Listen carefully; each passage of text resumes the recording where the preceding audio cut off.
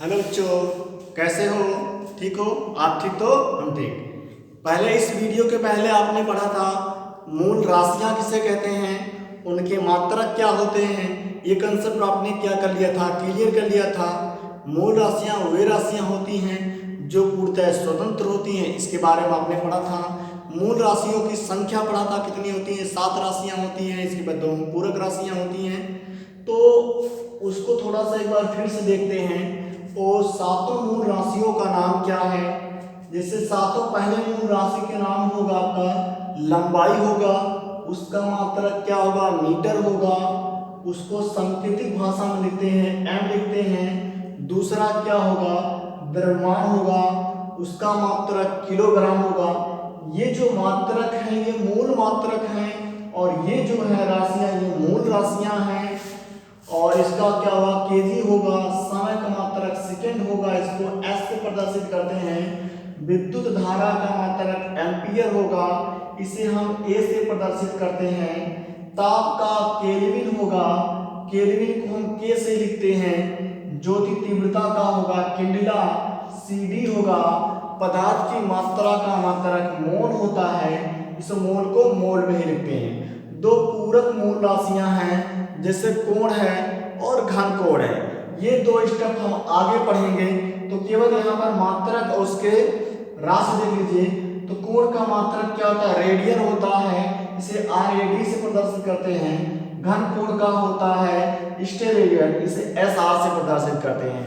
अब जो यहाँ पर आगे हम चलेंगे उस पर विशेष रूप से ध्यान देना है, क्योंकि इसी पद्धतियों के आधार पर ये सातों राशियों का क्या कर दिया गया, निर्माण किया गया। ऐसा नहीं कि पहले ये आया, ये नहीं पहले आया, ये तो पहले दे दिया गया।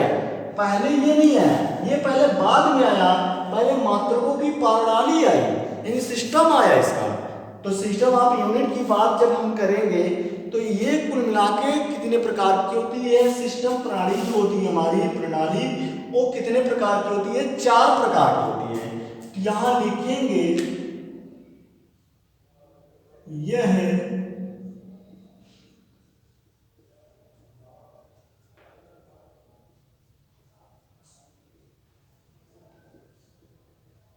4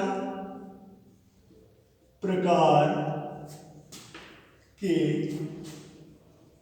होते हैं। कितने प्रकार की होती है प्रणालियां जो होती है, वो कितने प्रकार की होती है, 4 प्रकार की होती है। जो पहला सिस्टम इसमें बनेगा वो होगा सीजीएस सिस्टम, यानी सीजीएस क्या होगा, प्रणाली होगा। तो सीजीएस प्रणाली क्या है उस पर विशेष ध्यान देंगे। सीजीएस प्रणाली, तो सीजीएस प्रणाली क्या है इसको थोड़ा सा विशेष रूप से ध्यान देंगे। सी का मतलब क्या होता है, सेंटीमीटर। सी का मतलब क्या होगा आपका, सेंटीमीटर। और जी का क्या होगा, वो होगा ग्राम होगा। और एस का क्या होगा, सेकंड होगा।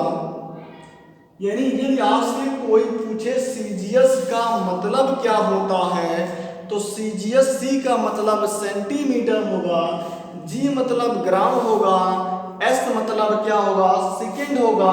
कहने का तात्पर्य ये है, यदि कोई कहे लंबाई का मात्रक, लंबाई का मात्रक क्या है, आपको पता है मीटर है, लंबाई का मात्रक क्या है, मीटर है। लेकिन यदि आपसे कोई कह दे लंबाई का मात्रक सीजीएस में बताइए, किसमें बताइए, सीजीएस में, तो आप मीटर ना कहकर लंबाई का मात्रक क्या बताएंगे, सेंटीमीटर बताएंगे। यदि कोई पूछे द्रव्यमान का मात्रक क्या होता, तो आप कहेंगे किलोग्राम होता है, क्या होता है, किलोग्राम। लेकिन यदि वही व्यक्ति क्या कह दे, कहते आपको सीजीएस में बताइए, तो सीजीएस में आपको क्या बताना पड़ेगा, ये किलोग्राम ना होकर क्या हो जाएगा, ग्राम हो जाएगा ये। और इस पद्धति को वैज्ञानिक पद्धति या फ्रांसीसी प्रणाली भी कहते हैं। इस प्रणाली को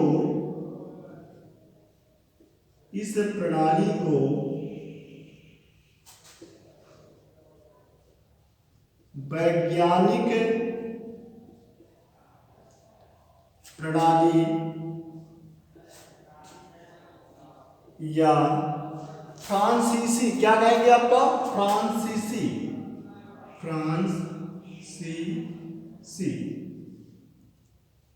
प्रणाली कहते हैं।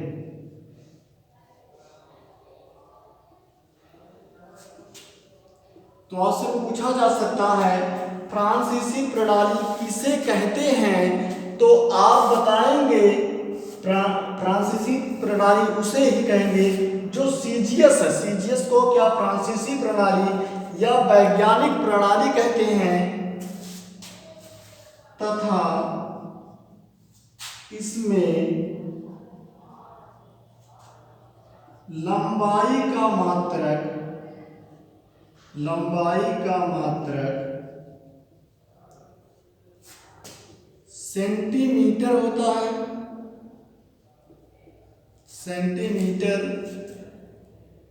द्रव्यमान का मात्रक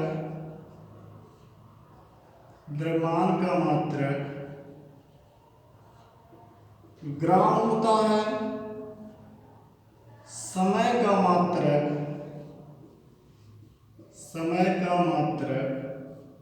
क्या होता है, सेकेंड होता है। ये विशेष ध्यान देंगे, यही चीज आपसे क्या होता है, पूछा जाता है। यदि आपसे कोई पूछे सीजीएस का फुल फॉर्म, तो सीजीएस सेंटीमीटर ग्राम सेकेंड, लंबाई का मात्रक सीजीएस में सेंटीमीटर, द्रव्यमान का मात्रक ग्राम और समय का मात्रक क्या होगा, सेकेंड होगा। ये बात तो साधारण भाषा हो गई। इसके बाद एक पद्धति का निर्माण और किया गया, उस पद्धति को देखते हैं। उस पद्धति का नाम क्या है,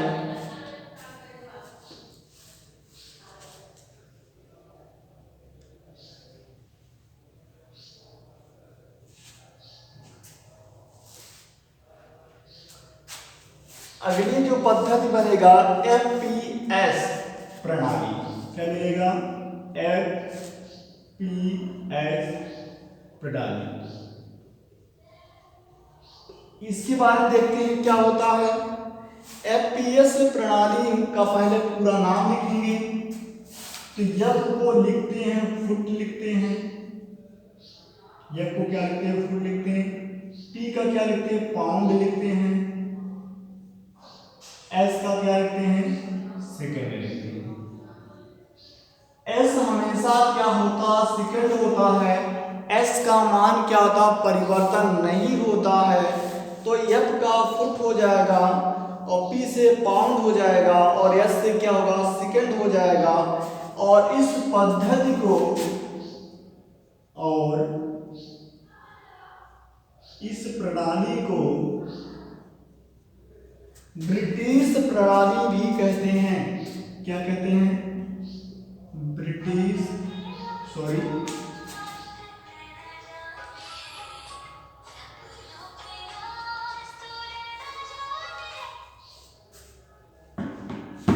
यहां जो रीजन बनेगा, इस पद्धति को क्या नाम दिया जाता है, ब्रिटिश प्रणाली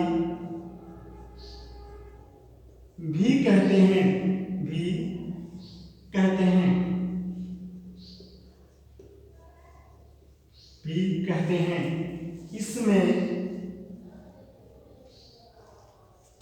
लंबाई का मात्रक क्या होता है, फुट होता है। और द्रव्यमान का मात्रक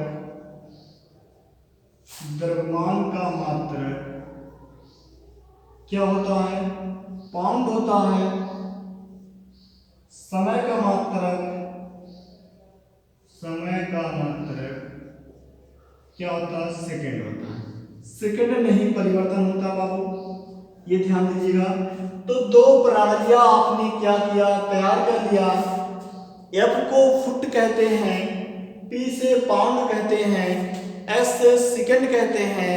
और इस प्रणाली को हम क्या कहते हैं, ब्रिटिश प्रणाली भी कहते हैं। इसके बाद जो तीसरी प्रणाली का निर्माण हुआ वह प्रणाली MKS है, MKS।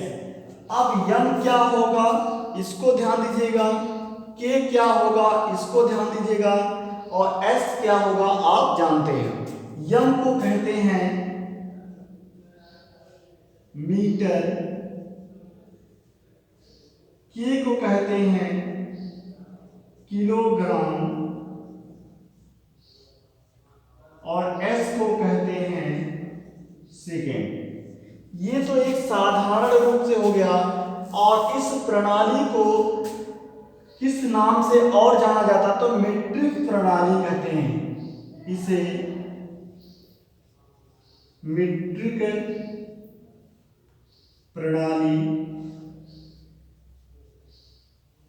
कहते हैं। अब इसमें पूछा जा सकता है लंबाई का मात्रक क्या होगा, लंबाई का मात्रक क्या होगा, मीटर होगा। समय का मात्रक पहले क्या लिखेंगे, द्रव्यमान का मात्रक क्या होगा, द्रव्यमान का मात्रक किलोग्राम होगा।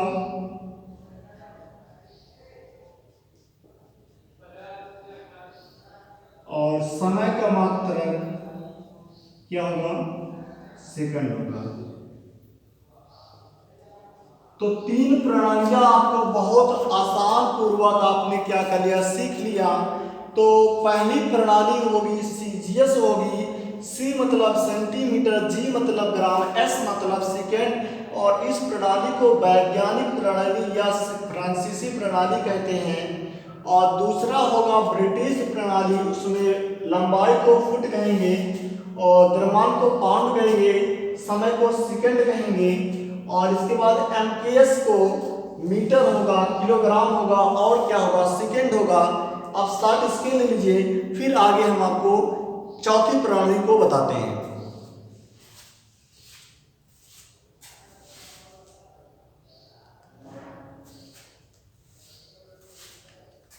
चलो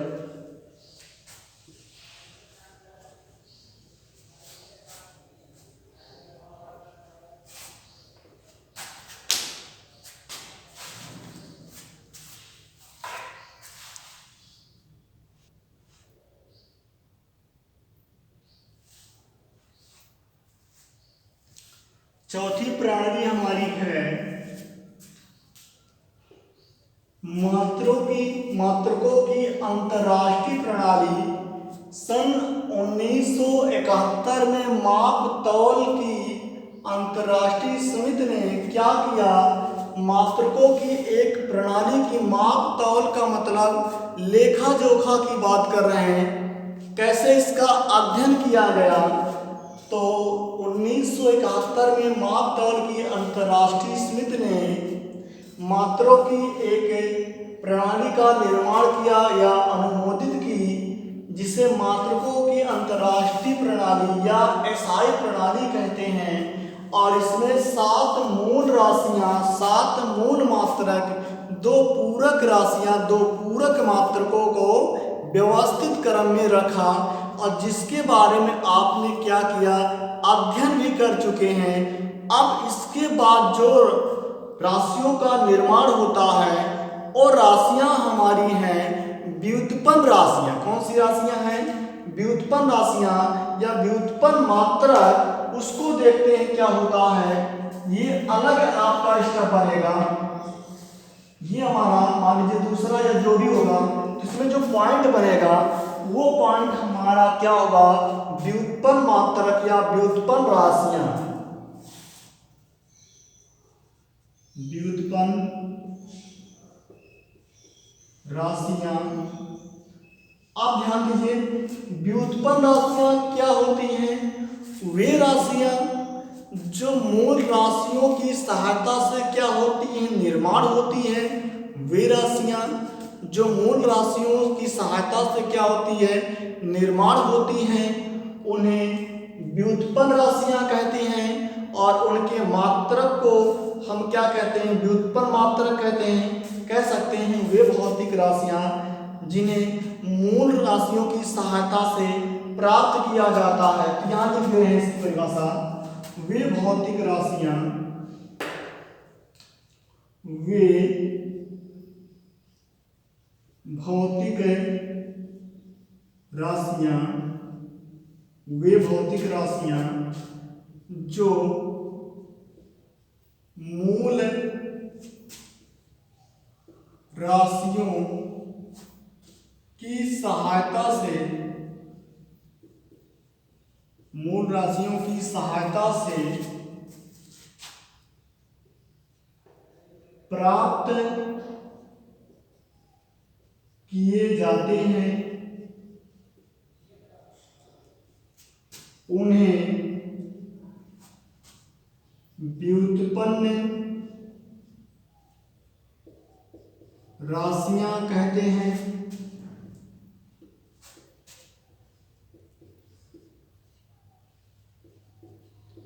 इनके मात्रक को क्या कहते हैं, व्युत्पन्न मात्रक कहते हैं। व्युत्पन्न मात्रक कहते हैं। जैसे क्या हो सकता है, इसको ध्यान दीजिए। जैसे आपने पढ़ा होगा आयतन, आपने क्या पढ़ा होगा, आयतन। अब बताओ आयतन बराबर क्या होता है, आपने पढ़ा होगा लंबाई गुणे चौड़ाई गुणे ऊंचाई, लंबाई गुणे चौड़ाई गुणे ऊंचाई, ये तो आपने क्या हो पढ़ा होगा। अब बताओ लंबाई को तो इसी तरह नापोगे ना, तो मान लीजिए ऐसा है कोई, अब ये क्या नापोगे, इसकी लंबाई को नापोगे, इसकी चौड़ाई को नापोगे और इसकी ऊंचाई को नापोगे। सब क्या होगा, मीटर ही होगा। सबका मात्रक क्या होगा, मीटर में। लंबाई का मात्रक क्या होगा, मीटर होगा। चौड़ाई का मात्रक क्या होगा, मीटर होगा। ऊंचाई का मात्रक क्या होगा, मीटर होगा। तो इस आधार पर कितने हो गए, 3 हो गए। तो मीटर क्या हो जाएगा, क्यूब होगा। और यही जो होगा वो हमारा क्या होगा, व्युत्पन्न राशियां आयतन होंगी और व्युत्पन्न मात्रक क्या होगा, मीटर होगा। जैसे यदि हम कह दें, क्या कह दें, घनत्व। घनत्व बराबर क्या होता है, इसको ध्यान दीजिए। हम कहें घनत्व, अब घनत्व बराबर जो होता है वो द्रव्यमान बटे क्या होता है, आयतन होता है। घनत्व बराबर द्रव्यमान बटे क्या होगा, आयतन होगा। अब बताओ घनत्व का मात्रक क्या हो सकता है, हमें निकालना है। घनत्व जो होगा और व्युत्पन्न राशि होगी। अब द्रव्यमान का मात्रक तो आपको पता होगा किलोग्राम में होगा। किस पद्धति में ये नहीं पूछा है, किस पद्धति में ये नहीं पूछा है। तो ये इसका मात्रक क्या होगा, किलोग्राम होगा। और आयतन का मात्रक अभी हमने लिखा मीटर क्यूब लिखा, क्या लिखा, मीटर क्यूब। तो लिख सकते हैं किलोग्राम मीटर की पावर -3, ये हो जाएगा उसका क्या होगा मात्रक। या इसको लिख सकते हैं किलोग्राम प्रति मीटर क्यूब। तो ये जो होगा आपका वो क्या बनेगा, हमारा व्युत्पन्न मात्रक होगा। और ये जो होगा वो क्या होगा, हमारा व्युत्पन्न राशियां होगी। एक उदाहरण और आपको दे रहे हैं, वेग। ध्यान देना, वेग बराबर क्या होता, आप पढ़ेंगे विस्थापन बटे क्या होता है, समय होता है। अब विस्थापन तो एक स्थान से दूसरे स्थान तो बीच की दूरी ही तो होगी। तो विस्थापन का मात्रक क्या होगा, मीटर हुआ। समय का मात्रक क्या होगा, सेकंड हुआ। तो मात्रक मीटर प्रति क्या हो गया, सेकंड। वेग कैसा होगा, वेग कैसा होगा, व्युत्पन्न राशि होगी, उसका मात्रक क्या होगा, व्युत्पन्न मात्रक होगा। तो ये टॉपिक बहुत ही क्या है, आसान है। हमें जहाँ तक उम्मीद है इस टॉपिक को आप अच्छी तरह तैयार भी कर लिए होंगे। आज के लिए बस इतना ही। इसी पर हम क्या करते हैं, टॉपिक को समाप्त करते हैं। फिर मिलते हैं अगले दिन। Thank you. लेकिन इसके पहले एक क्वेश्चन था, एक क्वेश्चन आपने जो लगाया, कई लोग आंसर भी दिए हैं। 11,07,300 में क्या बताना था आपको, कोटि मान बताना था। बाबू किसी ने ये कर दिया है 1.173 गुणे 10 की पावर -3 और गुणे 10 की पावर 2 कर दिया, तो ये मान कहाँ रह गया, ये मान गलत है। हमें एक अंक तक दशमलव ले आना है और ऐसी संख्या से गुणा करना कि उसकी राशि में कोई मान में परिवर्तन ना हो। तो हम लिखेंगे 1.173, ठीक है, और गुणे 10 की पावर हम कितना कर दें, 5 पोजीशन होगा, 1 2 3 4 5, ये 5 पोजीशन होगा। इस तरह मान हम लिख सकते हैं, या इसको ना लिखना चाहो इस तरह तो 1.173 गुणे 10 की पावर 2 गुणे 10 की पावर कितना 3। ये जो घाते 3 है इसको संतुलित कर देगी, तो इसका रीजन जो बनेगा 1.173 गुणे 10 के पावर कितना आ जाएगा 5, और 10 की पावर 5 ही क्या होगा, कोटि मान होगा उसका।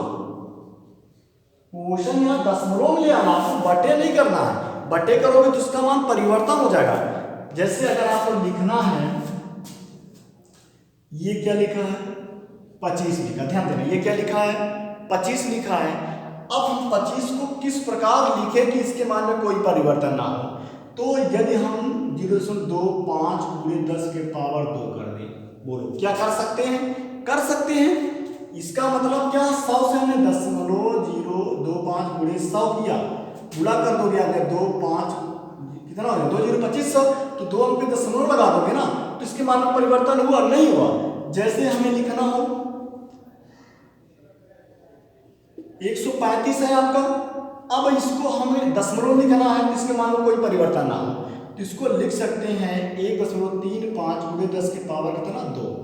अब इसको क्या करोगे, तो यदि इसको लिखो 1.35 गुणे 100 कर दो तो मान में परिवर्तन होगा नहीं होगा, तो 135 0 2 पे दशमलव, बात हो गया। इस तरह हम क्या करेंगे, कोटि मान का लिखेंगे। तो आज के लिए इतना ही। कोशिश करिए जो भी क्वेश्चन दिए जा रहे हैं उसका आंसर आप क्या करिए, मैसेज करके बताइए, और मैसेज में अपना नाम भी बता दीजिए। बस आज के लिए इतना ही। Thank you.